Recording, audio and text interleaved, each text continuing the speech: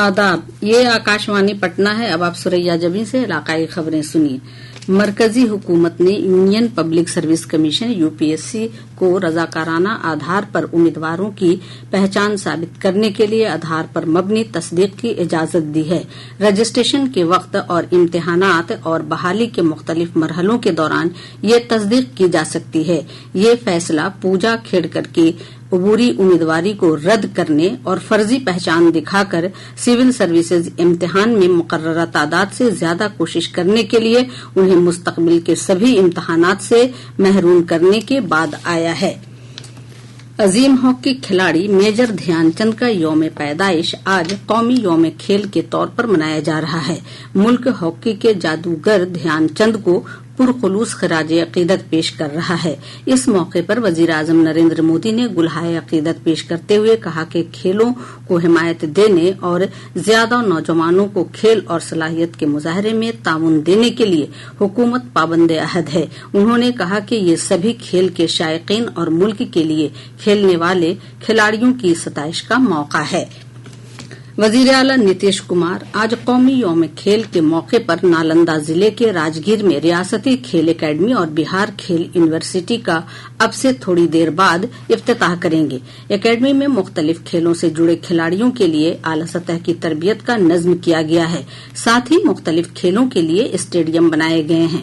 जनाब कुमार इस मौके पर रियासत के 9 बैनुल अक़वामी खिलाड़ियों को एजाज से नवाजेंगे। इफ्तिताही तकरीब के दौरान एशियाई खेल फातेह हिंदुस्तानी हॉकी टीम एक नुमाइशी मैच खेलेगी। महकमा मौसमियात ने अगले 2 से 3 घंटों के दौरान नालंदा, मुंगेर और दरभंगा जिले के कुछ हिस्सों में बादल गरजने, बिजली गिरने और बारिश का अलर्ट जारी किया है। रियासत के मुख्तलिफ हिस्सों में मानसून की सरगर्मी कमजोर पड़ गई है। गुज़िश्ता 24 घंटों के दौरान गया, नवादा, औरंगाबाद समेत रियासत के जनूब मगरिबी और जनूब वस्ती हिस्सों में कुछ मकामात पर हल्की से औसत बारिश दर्ज की गई। गया के मानपुर में सबसे ज्यादा 46.2 मिलीमीटर बारिश रिकॉर्ड की गई। वहीं दिगर मकामात पर उमस भरी गर्मी की सूरत हाल बनी हुई है। महकमा मौसमियात ने अपनी पेशगोई में कहा है कि आइंदा 24 घंटों के दौरान रियासत के जनूबी हिस्सों में कुछ मकामात पर हल्की बारिश का इम्कान है। नेपाल और पड़ोसी रियासतों में हो रही बारिश की वजह से गंगा, सोन, पुनपुन और बूढ़ी गंडक नदी की आबी सतह में कई मुकामात पर इजाफा दर्ज किया गया है।